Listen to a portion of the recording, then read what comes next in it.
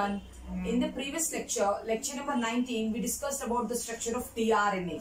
Now in this lecture, we discuss about the other two types of RNA, that is rRNA and mRNA. So here are the two structures of tRNA. This is the secondary structure of tRNA given by Robert Holly in the year 1968, which appears like a clover leaf. And this is a tertiary structure of tRNA, which appears like an inverted L shape. RNA molecule has a 5' end and has a 3' end. This is a 5' end. Towards the 5' end, the loop is DHU loop. Opposite to the 5' end, there is an anticodon loop. Opposite to the DHU loop, there is a T-C loop. In between T-C loop and the anticodon loop, there is a variable loop. At the 3' end, it has CCA unpaired sequence to which the amino acid will come and bite. So this is a secondary structure. Tertiary structure, it's more compact. It's like an inverted L-shaped model. So if you want this information, you can just check in the previous class, lecture number 19. Now in today's lecture, we will talk about the structure of the other two RNAs, that is mRNA and rRNA, right?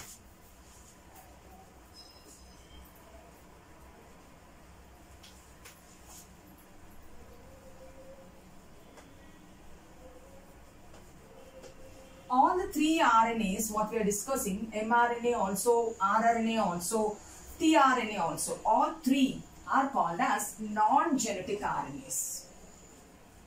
Because they don't have any role in genetic information, they just help in protein synthesis or translation machinery. Okay? First we'll talk with mRNA, we'll talk about mRNA, then we'll go to rRNA.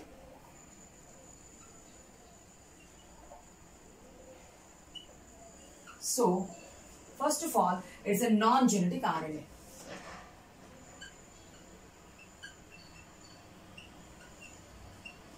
It is a non-genetic RNA.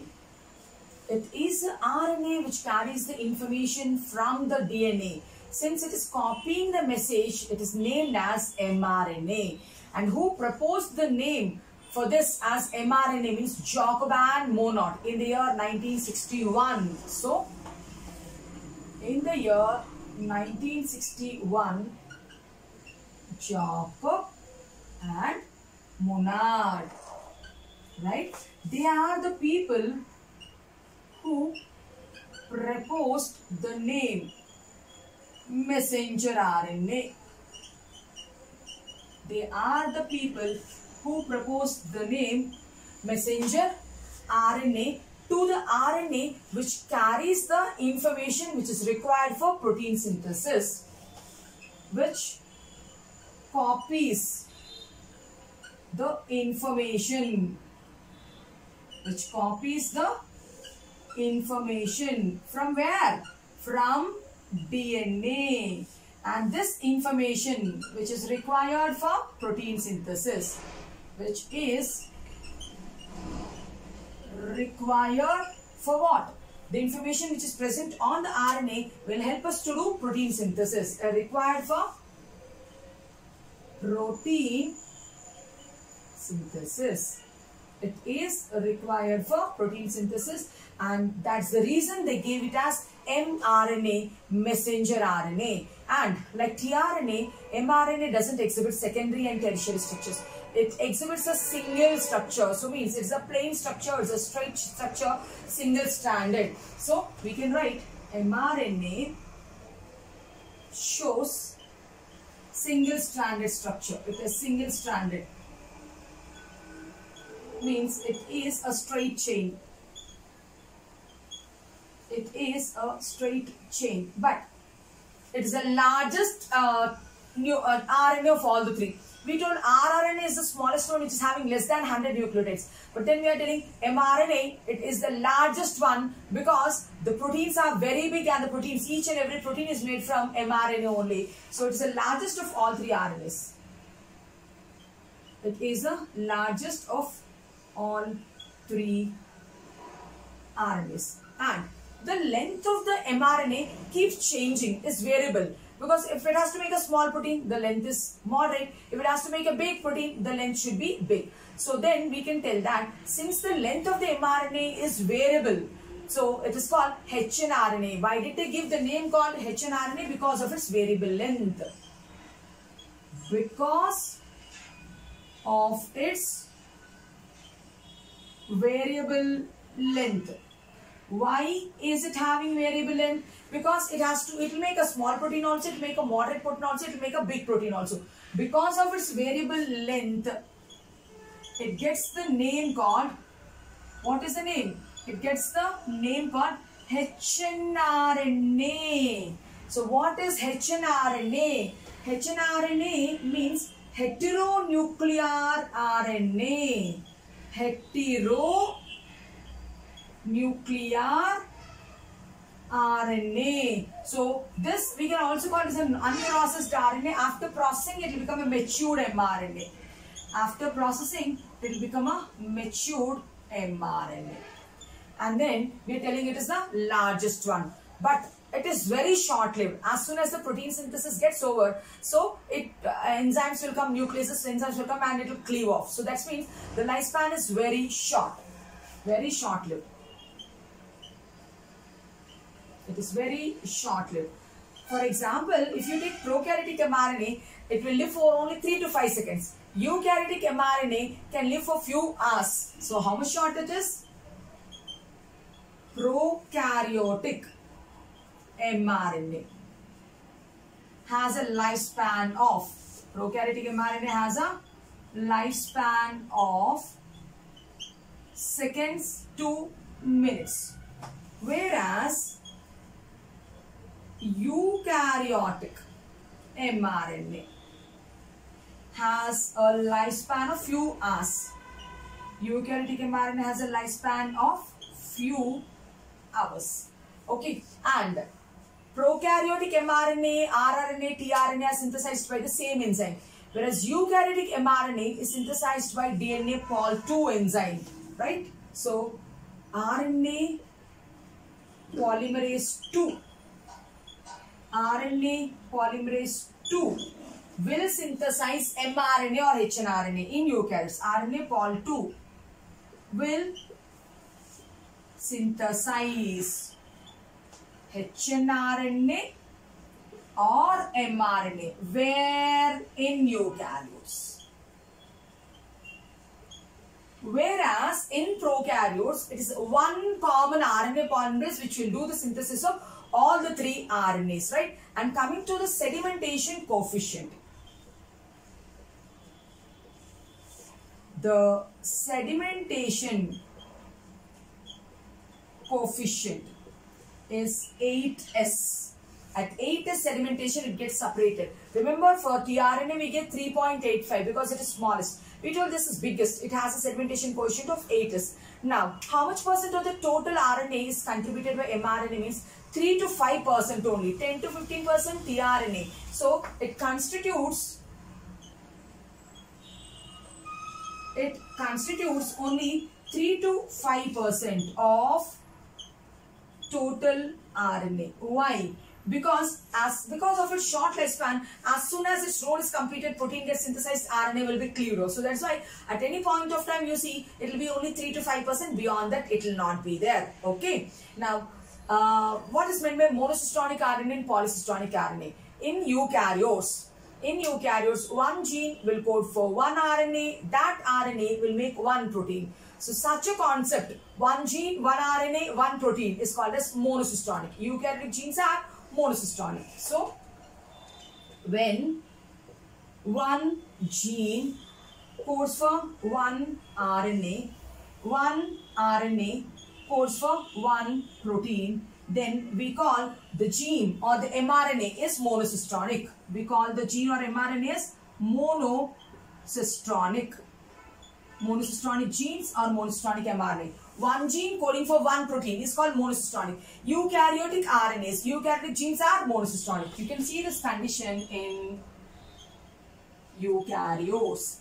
Whereas in prokaryotes, the lifespan is less. So one gene will code for RNA which will code for many proteins at a stretch. Means in prokaryotes it is polycystonic since it is coding for many amino acids.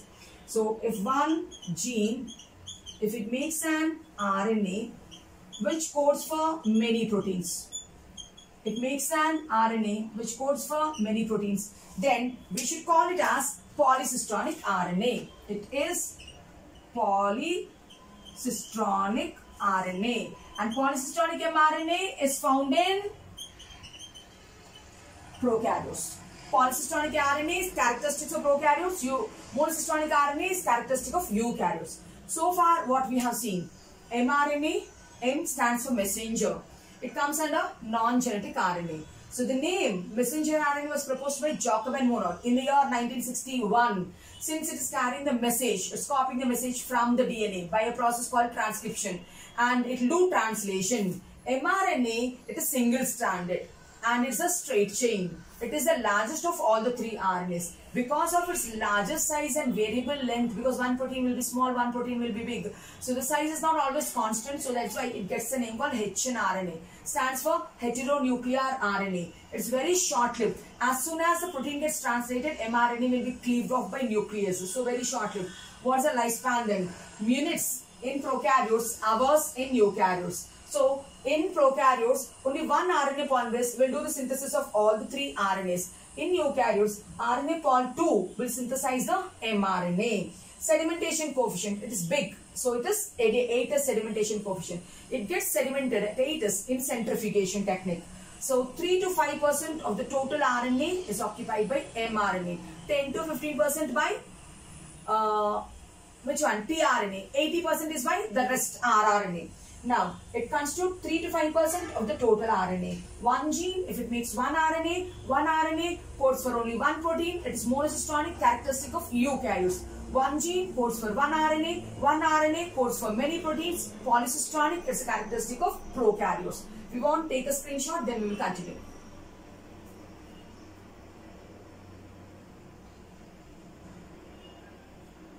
Right? Now we'll see the structure of mRNA.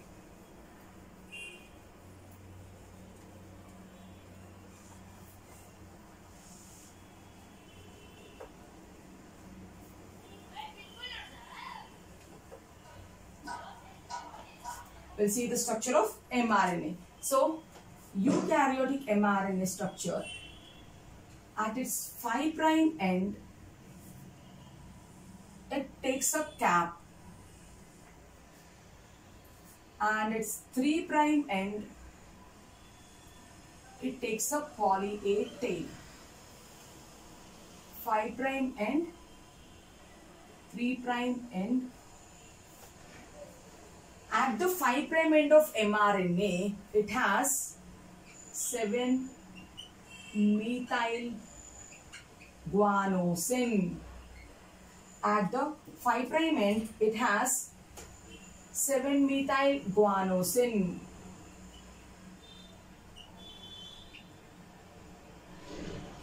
Which acts as a cap to protect the mRNA from the action of nucleases. Anything which is methylated is resistant to the action of nucleases. Since it has copied the vital information from the DNA, not even one base should move. It should be intact. So that's why it needs to, the nib is protected by a cap. Like that mRNA sequence is protected by a cap. Now followed by cap, it has a region. Now what is this region called? This region is non-coding region. What is this region called? This region is called non-coding region. The non-coding region of RNA is called as intron. So here it has intron. So then here also it has intron. This is also non-coding region. On this side and this side. Then this will be the coding region then, which is called exon. So this is the coding region. This is the coding region. Coding region is called exon. So in that, at the starting point, it has an initiating codon. At the ending point, it has a stop codon. Starting point, it has a base sequence of A, U, G. So this is called start codon. At the ending point, it has a terminator codon. So here what does it has? Terminator codon.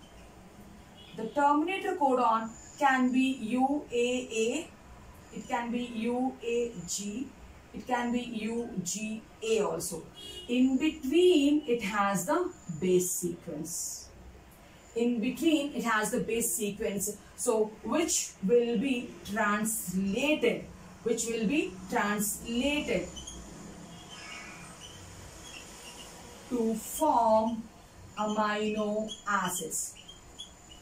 So these amino acids are joined to form a polypeptide chain. This is the structure of eukaryotic mRNA. Yeah, at the 3' end, this region is called as poly A tail. At the poly A tail, it bears 200 to 300 adenylate residues. It bears AMPs there. How many? 200 to 300 A's it bears. If at all any enzyme wants to come and cleave it also, it will cleave the unnecessary A's only. And if you are cleaving the bond at ATP, the cell will get energy. That's an advantage only. But the information is not destroyed. So, poly A tail also protects the RNA from the action of nucleases.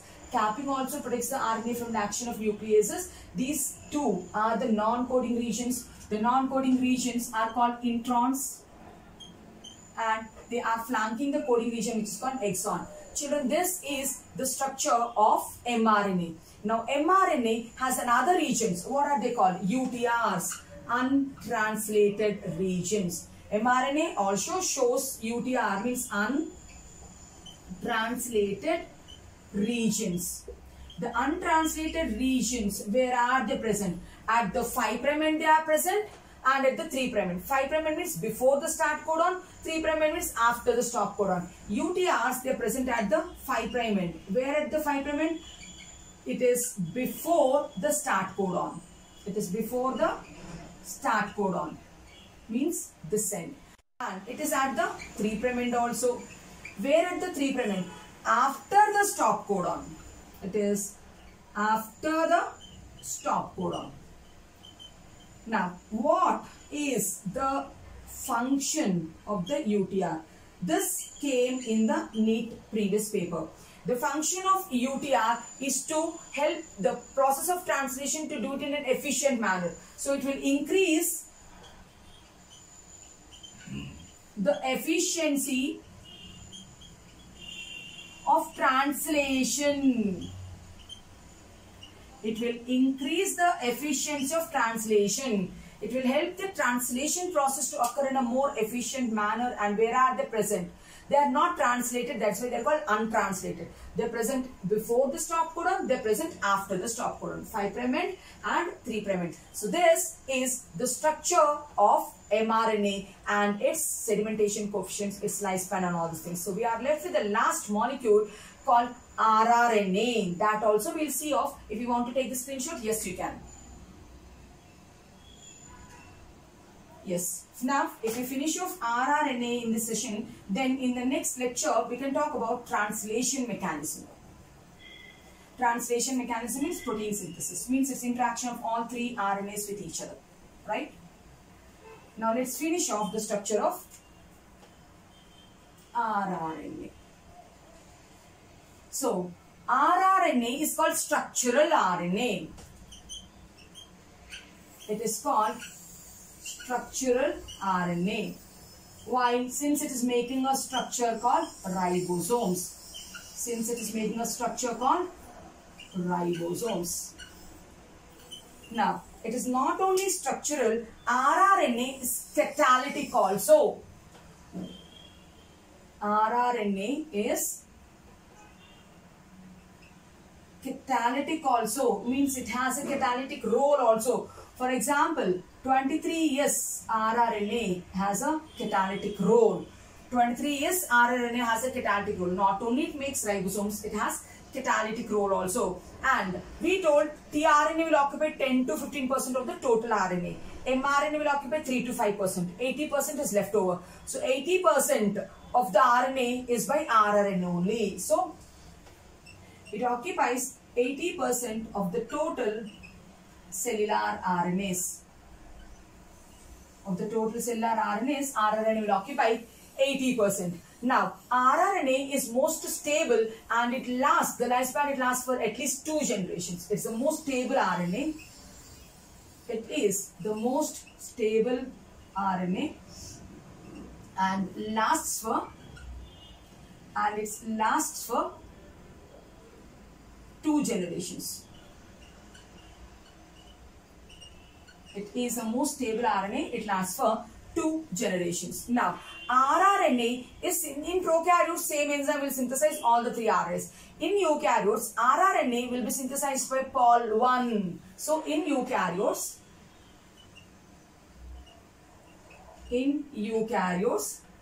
rRNA is synthesized.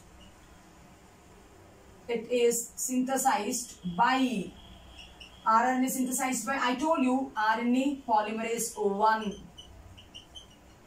RNA polymerase 1 will synthesize rRNA. Now we will see the composition of ribosomes to find out like which rRNA is there in which. So now eukaryotic ribosomes. Eukaryotic ribosomes are called ATS, whereas prokaryotic ribosomes are of 70S. Each ribosome has 2 subunits, a smaller subunit and a bigger subunit. So it has a smaller subunit and it has a bigger subunit. The smaller subunit in eukaryotes is 40S. Here it is 60S sedimentation. The smaller subunit in 70S ribosome is 30S and the bigger subunit is 50S. Okay. So 30 plus 50 is 80, 60 plus 40 is 100. But when they are merging with each other, 20S sedimentation will be lost. So that's why when you merge it is 80, when you merge it is 70. Now this 70S, this 40S has 28S rRNA, sorry, 18S rRNA with 30 proteins. This is made up of, smaller subunit is made up of, and 18S rRNA with 1, 2, 3, 4, 5, 6, 7, 8, 9, 10, 30 proteins. Same manner, 60S is made up of 5S rRNA. Here it is. 5.8S rRNA also. Here it is. Then 28S rRNA also. Here it is with 50 proteins. So 50 plus 30, eukaryotic ribosome will have 80 proteins. Right? So with 80 proteins. Here it has 50 proteins. This is the composition of eukaryotic ribosome. So we told that eukaryotic rRNA is synthesized by Pol1. It can synthesize all the RNAs but not the 5S RNA. 5S RNA will be synthesized by Pol3 enzyme. 5S RNA is not synthesized by Pol1, it will be synthesized by Pol3. Whereas 18S, 5.8S, 28S, Pol1 can synthesize. Now looking at the composition of the prokaryotic ribosome, it has 16S rRNA in the smaller subunit with 21 proteins. It has 16S rRNA with 21 proteins. 50S has 23S rRNA. It has 5S rRNA with how many proteins, children? 30 proteins. That means prokaryotic ribosome has 21 plus 30, 51 proteins approximately. Eukaryotic ribosome has 80 proteins. So it has a 5S RNA, a 23S RNA, 30 proteins. This is the structure of eukaryotic ribosome and that's the structure of prokaryotic ribosome. Now, in prokaryotes, one mRNA will bind to many ribosomes. So, in prokaryotes, one mRNA will bind to many ribosomes. Such an association is called polysome formation. It is called polysome formation because many somes are there. is seen only in prokaryotes. It is seen only in prokaryotes. I think with this we covered rRNA information also. So we have seen it occupies 80% of the cell. It's the most stable one. It lasts for 2 generations. It makes the ribosome, so it is structural RNA, and it helps in protein synthesis. rRNA makes the ribosomes, and ribosomes are the places where protein synthesis will occur. Are the places where protein synthesis occurs. So with this we completed the detailed study of mRNA, rRNA and tRNA. In the next session, we'll talk about the protein synthesis mechanism, that is translation. Hope the lectures are informative.